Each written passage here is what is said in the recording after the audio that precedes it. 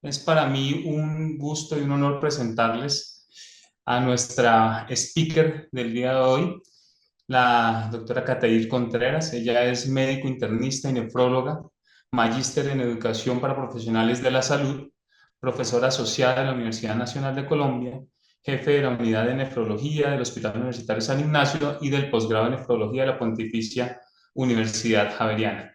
Y el tema que nosotros tenemos para revisar con ustedes hoy es terapias modificadoras de la insuficiencia cardíaca congestiva en pacientes con tasa de filtrado glomerular menor a 15 mililitros minuto. Entonces, querida Cateir, el auditorio es todo tuyo. Bueno, muchas gracias, John. ¿Me confirman, porfa, que se escuche bien? Se escucha Perfecto. perfecto. Vale, perfecto.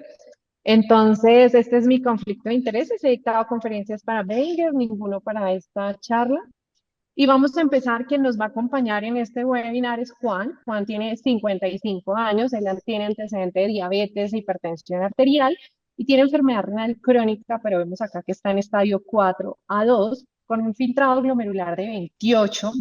Y en la revisión por sistemas en nuestra consulta, Juan nos dice que tiene deterioro de la clase funcional y que actualmente está en una ANIJA 2.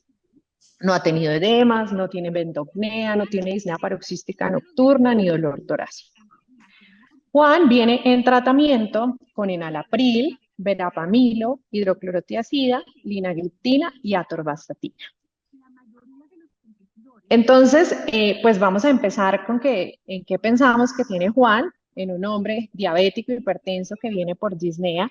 Pues vemos que este hombre tiene ya unos factores de riesgo para algunas patologías, como por ejemplo la falla cardíaca, que es la que nos tiene el día de hoy acá. Y por eso pues quise empezar mi charla para recordar si acá hay algunos, qué pena que creo que hay un micrófono abierto. Si hay cardiólogos, pues esto puede ser muy básico, pero definitivamente eh, creo que lo primero que tenemos que saber es cómo diagnosticamos la insuficiencia cardíaca. Entonces les traigo este cuadro resumen de las guías europeas de cardiología que salieron en 2021 y posteriormente pues revisadas en 2023, donde vemos que la solicitud del NT-proBNP y del BNP tiene una recomendación 1B, tomar electrocardiograma, tomar ecocardiograma, radiografía de tórax y pues ya la analítica que dependerá pues de las comorbilidades del paciente. Entonces, pues creo que estamos de acuerdo, espero yo. Ya veremos en el chat con que a Juan le pediríamos por lo menos un NT-proBNP para ver si el cuadro clínico que tiene es una insuficiencia cardíaca. Entonces, ¿qué nos recomiendan? Sospecha de falla cardíaca. En Juan vamos a sospechar falla cardíaca. Claro que sí, tiene hipertensión arterial, tiene diabetes y tiene enfermedad renal crónica.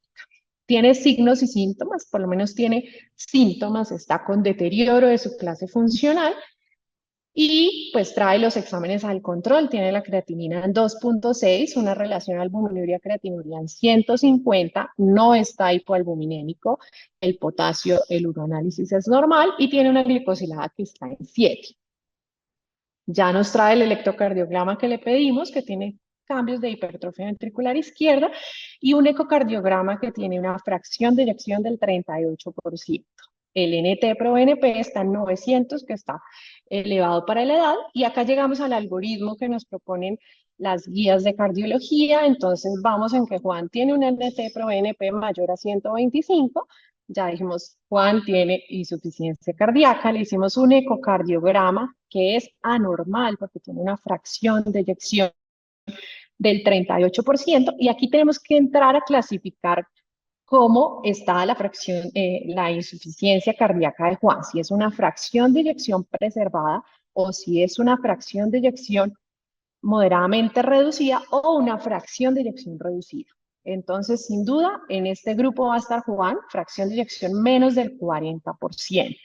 Y pues como en casi que todas las patologías, después de decir, bueno, Juan tiene insuficiencia cardíaca, pues tenemos que preguntarnos por qué tiene insuficiencia cardíaca. Entonces, el diagnóstico fue una falla cardíaca con una FEBI reducida del 38% de etiología a establecer. ¿Qué tan frecuente es la falla cardíaca? La falla cardíaca es un problema de salud pública, al igual que la enfermedad renal crónica. Es una patología que tiene alta morbimortalidad. La hospitalización anual es más o menos una vez al año y dentro de esos pacientes que se hospitalizan, cerca de un 60% tienen que ser hospitalizados antes de 6 meses por descompensación. Y cuando miramos cuál es la mortalidad en estos pacientes, la mortalidad a 8 años en los mayores de 65 años es del 80% para hombres y 70% en mujeres. En los pacientes que se hospitalizan, las mortalidades también son altas. Miren ustedes, 10% fallecen dentro del hospital, hasta un 20% en los siguientes mes a 2 meses y hasta un 50% en los siguientes 6 meses.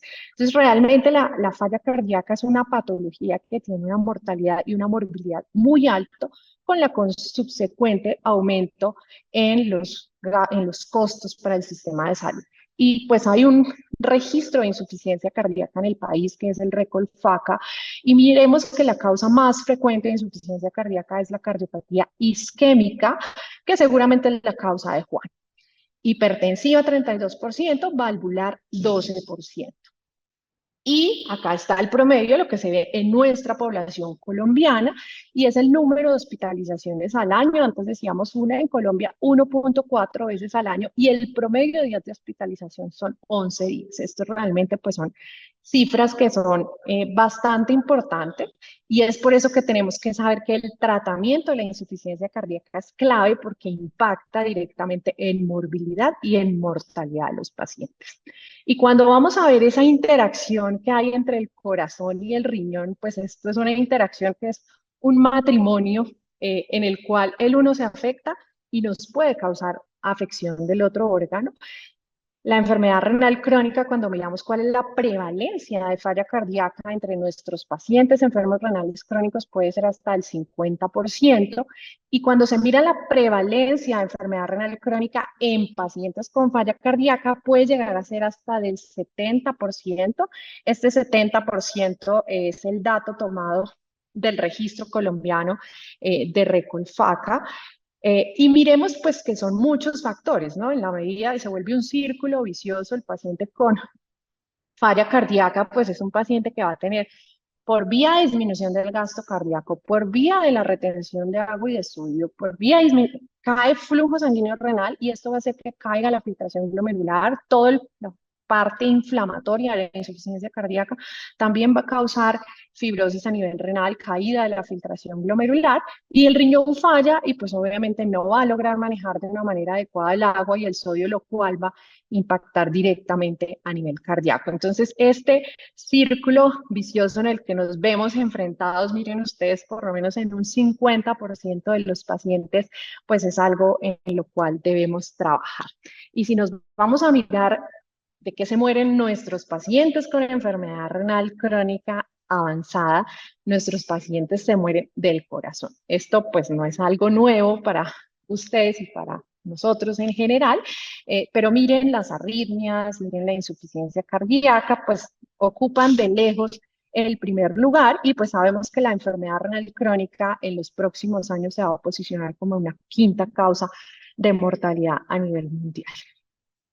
Y cuando miramos el paciente con enfermedad renal crónica que requiere diálisis, este paciente tiene una mortalidad altísima, una mortalidad de 50% más o menos a 5 años. Entonces, quise poner que esto es como un elefante y una hormiga. Entonces, el elefante y la hormiga es la hormiga. Seguramente somos nosotros, el elefante son todos esos factores de riesgo que tiene el paciente con enfermedad renal crónica, que son los factores de riesgo tradicionales, los no tradicionales. Acá pues ampliamos y esto da para 6 charlas más. Entonces, anemia, alteraciones del perfil fosfocálcico, exposición a calcio. Recordemos que la exposición a calcio empeora la calcificación vascular y esto también pues puede impactar de manera negativa a nuestros pacientes. La uremia per se está descrita, la cardiopatía urémica. La hipervolemia, mayor riesgo de falla cardíaca y peor control de los pacientes que ya tienen falla cardíaca, el uso de catéter versus fístula, la permanente activación del sistema nervioso simpático en el paciente con enfermedad renal crónica que creo que es una cosa que debemos tener muy presente cuando hablamos del tratamiento. Y aquí tenemos dos factores muy importantes que se suman a este gran elefante y son la inercia terapéutica y que nuestros pacientes están casi que excluidos de la gran mayoría de los estudios. Entonces, frente a este elefante, ¿qué cosas han mostrado que logran mejorar la mortalidad de nuestros pacientes con enfermedad renal crónica? La preservación de la función renal residual. Y este matrimonio pues está lleno, como ya les decía, de factores de riesgo. Esta es una gráfica muy bonita que está en un artículo publicado hace unos años en la revista de la asociación. Entonces, ¿cómo ajustaría el tratamiento de Juan? Pueden escribir ahí sus ideas en el chat, ¿qué harían en ese tratamiento de Juan? Este era el tratamiento que Juan venía recibiendo. Entonces, acá pues nos proponen que le suspenderíamos el enalapril, iniciarle el ARNI, un beta bloqueador, y SGLT2, antagonista del receptor de mineralocorticoide. Tenemos varias, entonces por acá, out el verapamilo, creo que estamos de acuerdo, si bien hay algunos pacientes que reciben verapamilo por algunos estudios que mostraron impacto en proteinuria, es importante que interroguemos en nuestros pacientes por el alto riesgo que tiene de padecer insuficiencia cardíaca y pues sabemos que el verapamilo es un inotrópico negativo, entonces súper importante tener esto presente y pues acá llegamos a esos 5 pilares del tratamiento de la, insuficiencia cardíaca con fracción de eyección reducida, que es la que padece Juan porque tiene una FEBI menor del 40%.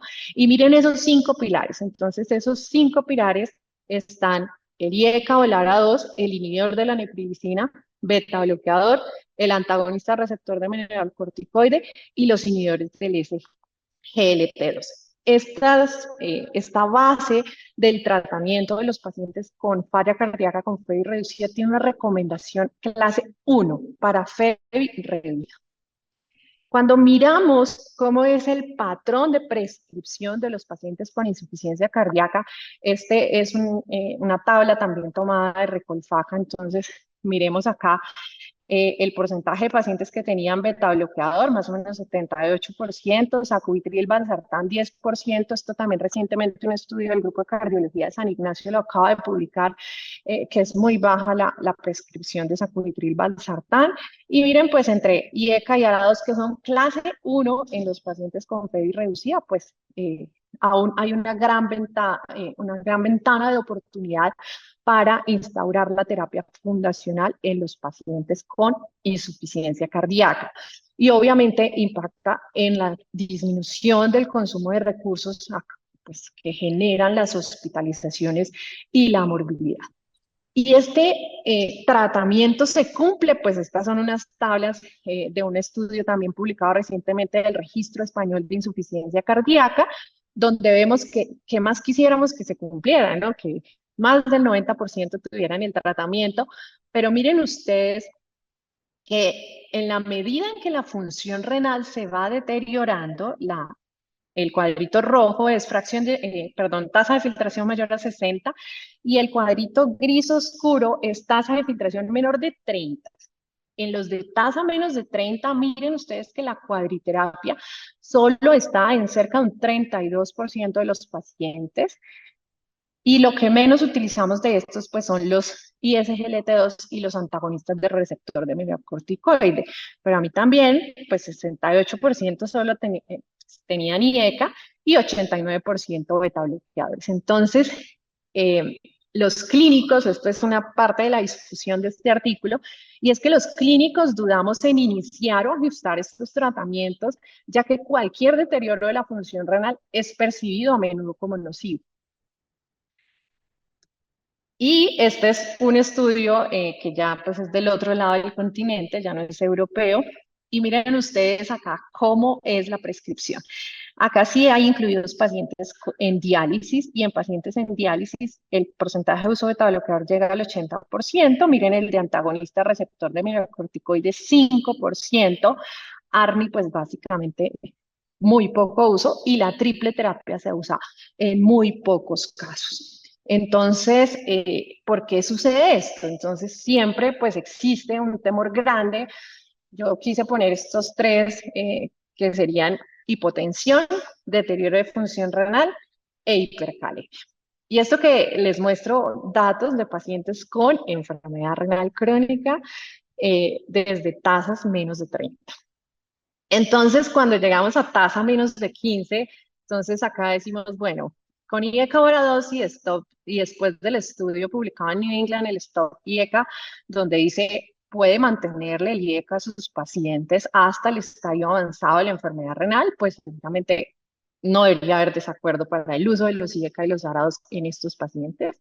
El uso de betabloqueadores definitivamente ha mostrado que reduce la mortalidad en los pacientes con insuficiencia cardíaca y no hay problema de utilizarlos hasta el estadio avanzado de la enfermedad renal, entonces hay que usarlos.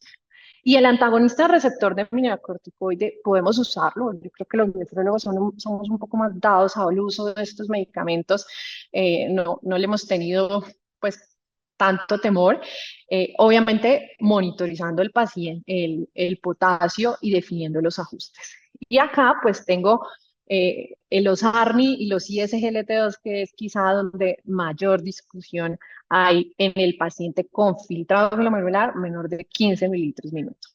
Y es que cuando estamos en esta población de pacientes, pues nos convertimos en la piedra en el zapato, tanto para los demás especialistas, principalmente para el cardiólogo, pero también la piedra en el zapato para los pacientes. Los pacientes le dicen a uno, doctora, ¿cómo hago para que el cardiólogo y el nefrólogo se pongan de acuerdo?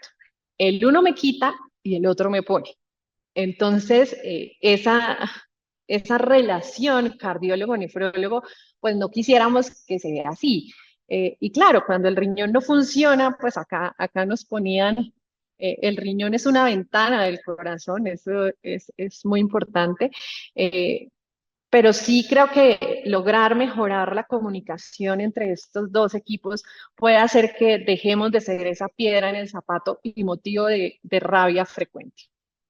Entonces, cuando vamos a mirar cuáles son las recomendaciones del tratamiento de la insuficiencia cardíaca a lo largo del continuo de la enfermedad renal, entonces encontramos este cuadrito que me pareció que resume muy bien el tratamiento.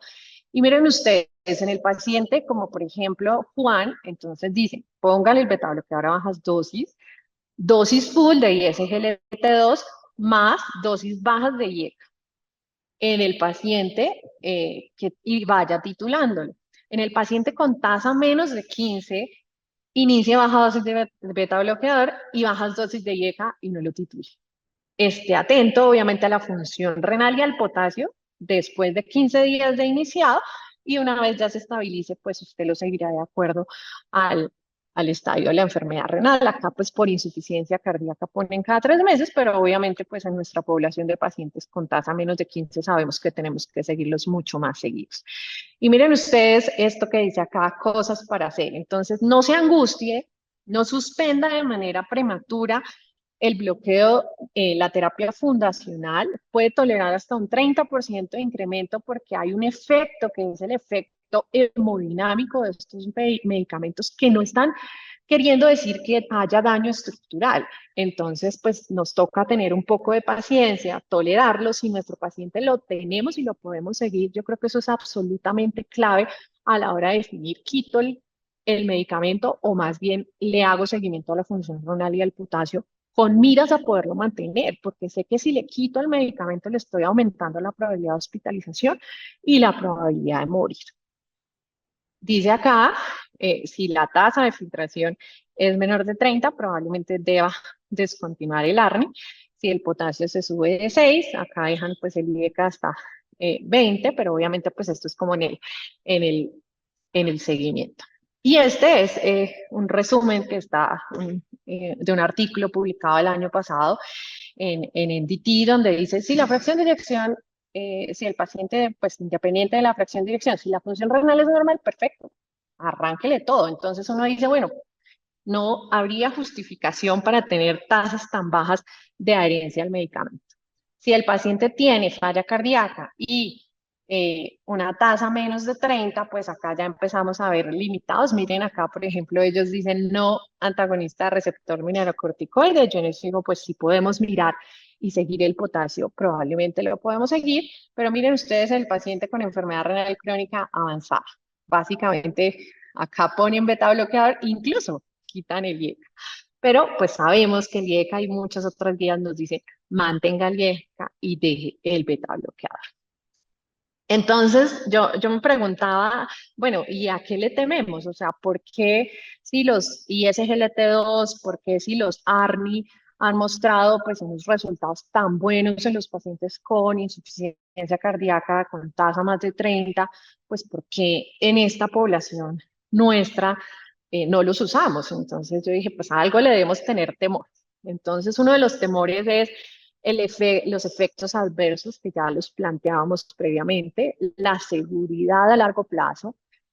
Muchos son indicaciones off-label, o quizá todos son off-label porque ya les mostraba que las guías dicen en tasa menos de 15 no los utilizo. Y pues uno puede quedarse en el puede ser, puede servir, pero eso es algo que, que hay que digerir un poco más. La polifarmacia, si yo pongo también medicamentos que creo que le pueden servir o que es plausible biológicamente que le sirvan o que le sirven al resto de la población, pero eso también impacta en polifarmacia y puede afectar la herencia. Y hay un tema del cual los médicos no somos ajenos y pues en nuestras latitudes debemos ser muchísimo más conscientes de ellos y son los costos que acarrean para los sistemas de salud. Entonces, si yo tengo medicamentos cuya evidencia no está soportada en la población foco de la que estoy hablando, pues debería tener bastante precaución. Y definitivamente, pues el hecho de no tener representados a nuestros pacientes en los estudios clínicos aleatorizados, pues seguramente es otra cosa que nos puede dar temor. Entonces, pues me di a la búsqueda y entonces deberíamos usarlos, o sea, las guías nos dicen que no. En lo que hay hasta la actualidad es no en tasas menos de 15, las entidades regulatorias está contraindicado en tasa menos de 15.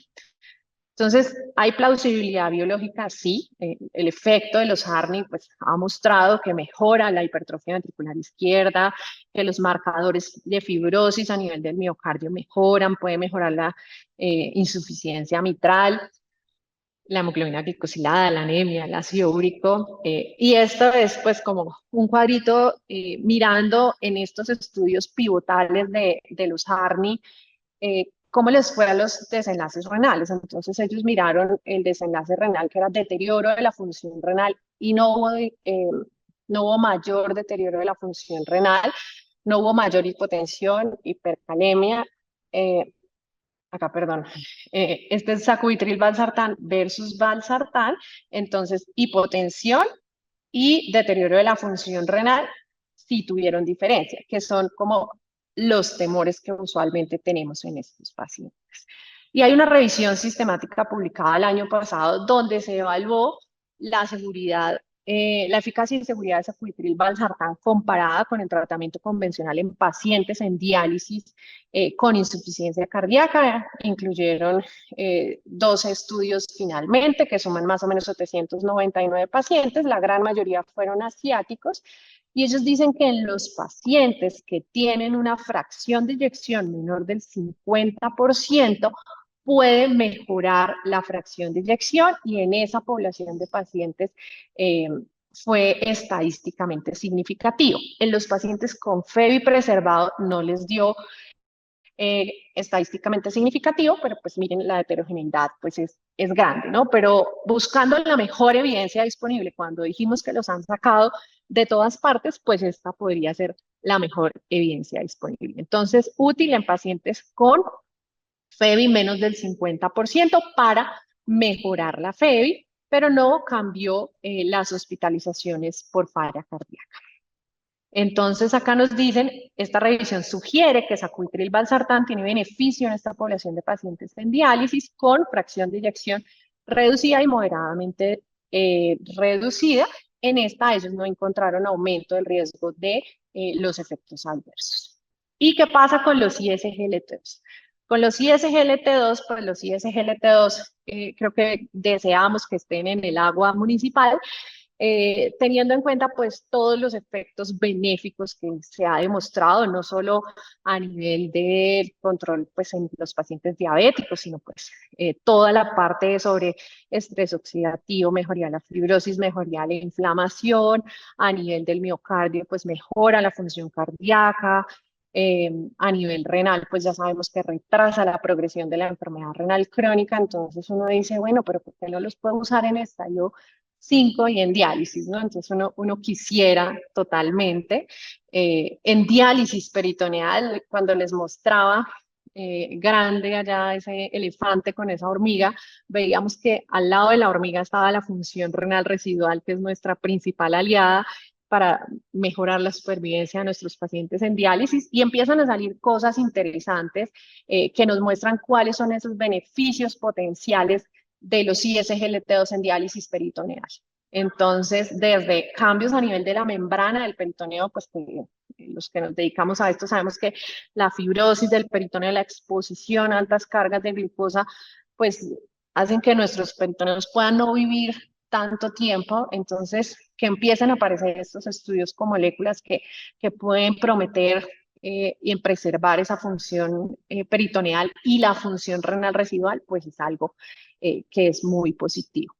Estos pues son varios de los múltiples efectos que se le atribuyen a los ISGLT2 a los pacientes, pues que podrían tener un impacto en los pacientes en diálisis. Acá pues este es un reporte de 56 pacientes, es quizá el más grande que encontré en la literatura, donde vieron que los pacientes pues tenían menos requerimientos de insulina, adicionalmente pues el volumen de ultrafiltración era mejor y hubo un pequeño pues 253 mililitros de incremento en el volumen urinario. No tuvo efecto sobre el tipo de transporte del peritoneo, pero pues es algo de lo que ya empieza a salir. También sale como eh, potencial preservador de la función renal residual en pacientes en hemodiálisis incremental. Este es una serie de casos, son 5 pacientes pues los que nos presentan y pues obviamente muestran cómo la función renal se mantiene. Quisiera uno el comparador versus el que está solo en hemodiálisis incremental sin ISGLT2, pues a ver cómo es el comportamiento. Y estos son estudios de investigación, la gran mayoría que hay están hechos en investigación básica, en ratas y en ratones, en donde han encontrado que mejora la relajación y la contracción del cardiomiocito por esos efectos benéficos a nivel del calcio citosólico. Y que es un estudio también de ISGLT2 en enfermedad renal crónica avanzada, una revisión sistemática con metaanálisis, donde incluyeron 6 estudios, más o menos 2.160 pacientes, pero fíjense ustedes que son pacientes con tasas entre 15 y 30. ¿Listo? Estos no son menos de 15, pero es pues como lo más grande que hay en la literatura. En el desenlace combinado en este 15 y 30, pues parece tener un efecto en deterioro de la función renal, en retrasar el deterioro de la función renal. Y pues soñamos con tener resultados de este estudio, de que es lo que ya se empieza a hacer para que estos pacientes en diálisis y con enfermedad renal crónica severa y trasplantados empiecen a ser incluidos en los estudios. El EMPA Kidney incluyó a algunos pacientes con tasa menos de 30, miren ustedes, pues un número no despreciable, de estos más o menos 240 tenían una tasa menos de 20. Y pues vemos que en estos pacientes no hubo mayor deterioro de la función renal, entonces pueden tener un efecto benéfico. Y el DAPA-CKD incluyó también 13% más o menos de pacientes con tasas menos de 30, y los desenlaces a los cuales le tememos, progresión de enfermedad renal crónica, muerte, no fueron diferentes en las poblaciones. Entonces, volvimos a Juan. Juan tiene falla cardíaca con FEI reducida. Enfermedad renal crónica estadio 4-2 con una tasa de 28. Y pues a petición del público dijimos, Sacubitril valsartán, se le arrancaron 50 miligramos cada 12 horas que se titularon a la dosis máxima, que es 100 cada 12 horas. Se le inició beta bloqueador y SGLT2 una vez al día, estatina, espiro y la furosemida cuando presenta EDMAS. Así se dejó el tratamiento de Juan. Y pues yo decía, bueno, ¿y si a Juan le cae la tasa de 14, qué hacemos? ¿Alguno me quiere contar ahí en el chat qué hacemos? Bueno, si a Juan le cae la tasa a 14 mililitros minuto, pues de acuerdo al soporte de la evidencia actual, si esto no es un deterioro acelerado, si no estamos en el escenario de una lesión renal aguda, que el paciente se deshidrató o está séptico, alguna otra cosa, sino que está en el seguimiento, han pasado, no sé, 5 años, si Juan tiene tasa de 14, espero que en 5 años ya tengamos resultados de clinical trials, pero si estuviéramos hoy, mi percepción es que deberíamos mantener la terapia modificadora de la enfermedad en este escenario, hacer todas las modificaciones respectivas, ¿no? Mirar pues que no esté polémico, que la presión arterial pues esté en metas, sabiendo que la meta de presión arterial, eso es una cosa que con los cardiólogos también usualmente discutimos, pero pues podemos manejarlo. Vigile la trayectoria de la función renal, vigile y maneje el potasio. Y si Juan ingresa a diálisis hoy, 2 de abril del 2024, pues basado en lo que nos dice la literatura actual, deberíamos quitar el ARNI, el ISGLT2, pero el paciente debe continuar con el beta bloqueo, debe continuar con el bloqueo del RAS en la medida de lo posible, el antagonista receptor mineralocorticoide, manejar la anemia y manejar adecuadamente el volumen. Bueno, el hecho de que un paciente esté en diálisis y yo lo tenga seco con la diálisis no excluye que el paciente deba recibir manejo para falla cardíaca. Eso es algo que es muy, muy importante tomar en cuenta. Y pues resume como qué pasaría en el 2024 si Juan entra a diálisis, pues beta bloqueadores, los IECAs pues soportados en el stop IECA creo que podemos mantenerlos, pero miren pues que los que estábamos principalmente hablando y SGLT2 y los ARNI por ahora la evidencia es escasa en esta población de pacientes. Entonces, mis conclusiones para este webinar es que lo más importante pues es individualizar el tratamiento de nuestros pacientes. Los ARNI y los ISGLT2 pueden impactar en disminuir la mortalidad en pacientes con tasa menos de 15 y con FEBI menos de 15. Entonces, si el paciente los toma y la tasa cae y yo excluí causas de lesión renal aguda, probablemente podamos mantenerlo.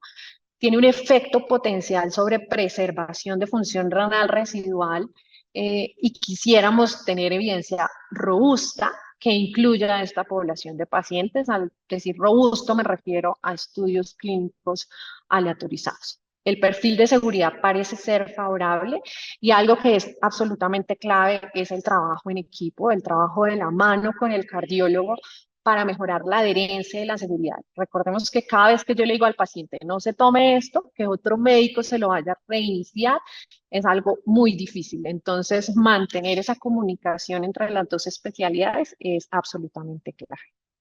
Muchas gracias. Quedo atenta a sus preguntas. Muchas gracias, Kate. Mientras vamos leyendo las preguntas, yo tengo una más como hacia la experiencia clínica que nos puedas compartir en vista de que tenemos residentes y médicos internistas acá en el grupo. Es en esos pacientes que no están en diálisis y que nos hacen hipercalemia, ¿qué estrategias farmacológicas y no farmacológicas nos podrías compartir que tengan en tu grupo pues, para el manejo de esa hipercalemia? Bueno, pues hoy en día, por fortuna, pues estamos en el 2024 en otra era con respecto al potasio. Eso también es una gran pues, ventana de oportunidad para nuestros pacientes porque ya ese temor del potasio probablemente con el uso pues, de los nuevos medicamentos lo podamos mitigar, ¿no?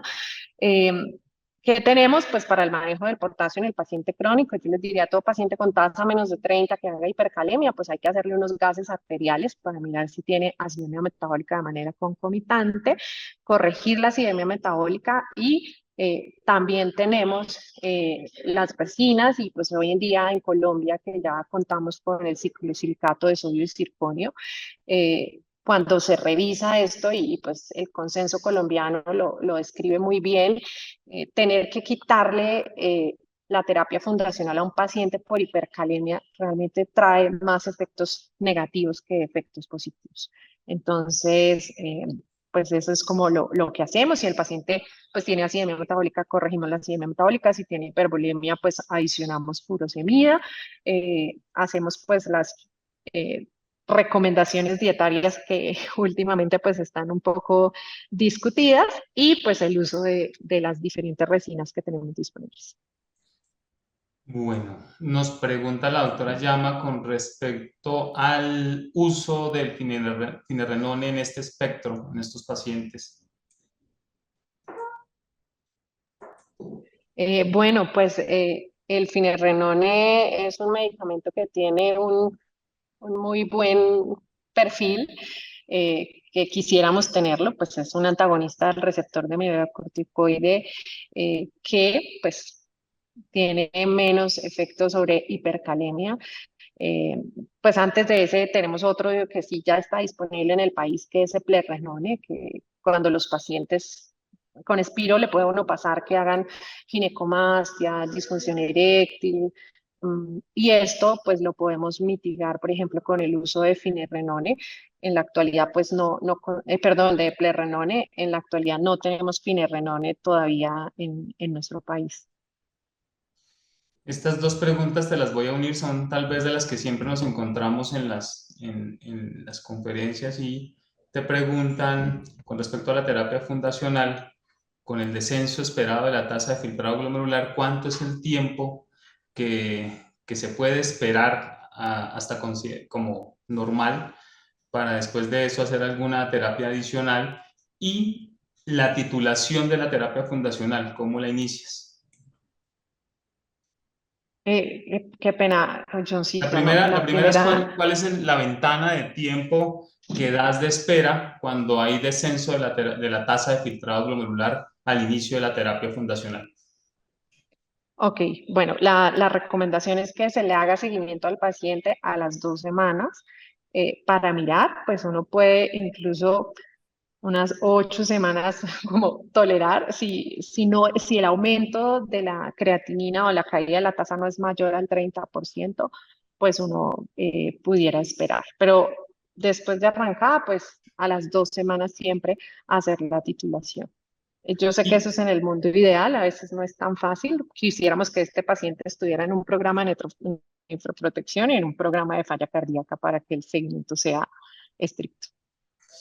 una pregunta muy interesante. Y Dime. El inicio, plantean o qué opinas del inicio temprano de la terapia de reemplazo renal en paciente con indicación no renal, más con la indicación cardíaca para poder adicionar toda los medicamentos. bueno, este es un escenario en el cual nos vemos abocados, creo que principalmente en ese diabético que además tiene insuficiencia cardíaca, que es el paciente que uno lo tiene con tasa de 15, que pues que por uremia no tenía que entrarlo, pero en el cual el manejo del volumen, por ejemplo, se vuelve un problema, que están con fracción de eyección reducida y no logramos poderle manejar pues la falla cardíaca en esos pacientes, que creo que es el escenario que nos plantea Camilo. Creo que es Camilo González. Sí, de acuerdo. En ese escenario, cuando pues estamos en tasas de 15, pensaría yo que el inicio de diálisis puede ser una opción. Hoy en día, pues creo que después del COVID otra vez se abre una puerta grande para diálisis peritoneal y el uso de diálisis peritoneal con indicación no renal, que sería para esos de tasa más de 15, en los cuales no podemos tratar o la congestión se vuelve un problema. Creo que la puerta está abierta para principalmente diálisis peritoneal. Nos preguntan también si desde nefrología hay alguna indicación sobre betabloqueadores cardioselectivos versus no selectivos y su riesgo hipercalemiante. Bueno, esta pregunta, pues en principio no tendríamos alguna de los dos, pues los que tengan más evidencia en insuficiencia cardíaca y en diálisis, por ejemplo, hay algo importante y es evaluar la dializabilidad de nuestros medicamentos, ¿no? Entonces, por ejemplo, metoprolol en diálisis es altamente dializable, entonces eso a veces limita o hace que puedan estar subtratados. Yo no tendría una recomendación al respecto, no sé si Eduardo nos la quiera compartir. Yo, había una pregunta que tú me habías hecho, el proceso de titulación de los Ah, ARNI en titulación. el paciente con tasa menos de 30, la recomendación en esos pacientes sí es empezar a una dosis reducida. Hay una guía asiática, japonesa o china, creo que es China, en la cual ponen el inicio del ARNI a dosis tituladas, entonces iniciar pues, arrancar pues en 25 cada 12 o mínimo 25 cada 12 o 50 cada 12 horas. Puede que ese paciente con tasa menos de 30 no tolere el 100 cada 12, que es la dosis full, pero deberíamos ir por lo menos por el 50 cada 12.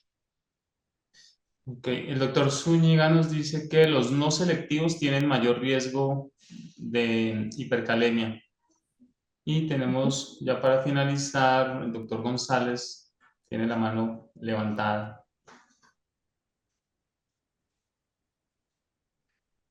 Sí, muy buenas noches. Primero agradecer a Cateir por su excelente presentación y a John por la moderación de esta charla. Em, no, yo quisiera simplemente como hacer dos acotaciones de lo que acaba de decir Cateir en su experiencia clínica, que es amplia. ¿Qué nos puede decir al respecto? Y es que, por ejemplo, en muchas ocasiones manejo también pacientes con falla cardíaca con fracción de eyección reducida y enfermedad renal crónica avanzada filtrados por debajo de 30 mililitros minuto. Y muchas veces la limitante de utilizar o de intensificar la dosis de la terapia ARNI no es ni siquiera el ascenso significativo no en las cifras de creatinina, sino la hipotensión que manejan normalmente estos pacientes. Esos pacientes con FEBI menor al 30%, uno los ve en consulta y generalmente casi todos que por definición son hipotensos, manejando sistólicas por debajo de 100 milímetros de mercurio. Y termina uno utilizando dosis de sacubitril valsartán, que no son las dosis terapéuticas que uno normalmente pues uno ha visto y lo que mostró el estudio Paradigm HF que todos conocemos. Entonces, a veces terminan uno utilizando 50 miligramos cada 12 horas, no alcanza uno a llegar ni siquiera a la mitad de dosis de 100 miligramos cada 12 horas y pues la eficacia en cuanto a desenlaces de reducción de mortalidad, que es lo que normalmente queremos impactar en ese desenlace duro en los pacientes con falla cardíaca, a veces no los alcanzamos por eso. Entonces, no sé, Kate, en ese escenario, mm, ¿qué haces o dentro de tu experticia, qué nos puedes decir al respecto? Y lo segundo, cuando hablaban, por ejemplo, de la sobrecarga de volumen de estos pacientes, la recurrencia en hospitalizaciones en esos pacientes con tasas entre 15 y 20 mililitros minuto y episodios de descompensación aguda, dos, tres hospitalizaciones al año. ¿Cuándo podríamos, sobre todo para los residentes que están acá, eventualmente pensar en la posibilidad de lo que normalmente conocemos como diálisis cardíaca? Sí, con respecto a la primera pregunta, pues creo que ese es un motivo frecuente de esa discusión que tenemos cardio y nefro, ¿no? La hipotensión. Obviamente, pues para los nefrólogos y en estos estadios de enfermedad renal, ver presiones arteriales sistólicas menos de 100 es algo que nos genera bastante desasosiego. Para los cardiólogos, pues es algo que hacen, pues sus pacientes son así, por tener la FEBI reducida, pues obviamente puede que no logren esas presiones arteriales. Yo creo que la comunicación entre los dos servicios es clave. Yo pues he tenido pacientes así, pero pues tengo como mi cardiólogo de confianza, que no es mi esposo, sino de mi trabajo.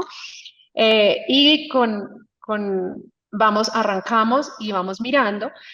Si el paciente no tiene síntomas de hipotensión y no está teniendo deterioro acelerado de la función renal, uno puede mantener la terapia fundacional completa. Pero si el paciente empieza a tener episodios de hipotensión, lo cual condiciona además riesgo de caída o deterioro de la función renal, pues toca entrar en la negociación con cardio. Creo que es algo pues muy de tener un manejo conjunto entre el cardiólogo y el nefrólogo.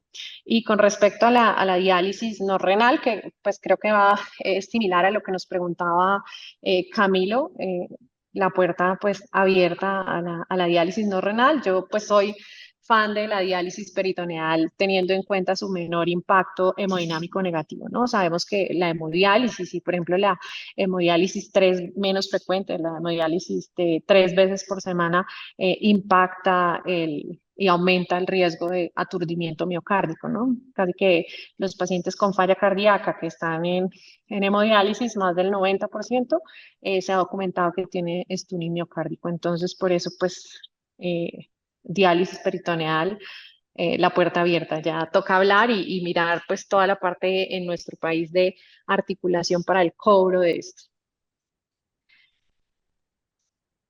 Bueno. Bueno, la última pregunta, Catenaras del tiempo, dice que ¿qué opina del cierre de la fístula arteriovenosa en pacientes con hipertensión pulmonar severa y empeoramiento de la fracción de eyección? Bueno, ya, gracias Carlitos por la pregunta. Pues la fístula, como les mostraba, pues es uno de los factores de riesgo. Muchas veces cuando tenemos los pacientes en prediálisis y les construimos la fístula, pues preparándolos para la terapia de reemplazo renal, pues en muchos pacientes en ese momento se nos descompensan de la falla y hay que ingresarlos antes, ¿no? Entonces ese es pues es un riesgo que se corre en el momento, pero pues definitivamente el paciente que entra con fístula pues tiene mejores desenlaces. En estos pacientes con hipertensión pulmonar severa, creo que hay que abrir la posibilidad y valorarlo en conjunto con el equipo de neumología y de cardiología para ver si no hay ninguna otra causa de esa hipertensión pulmonar y podemos atribuirle la fístula para definir pues el cierre eventual de la fístula.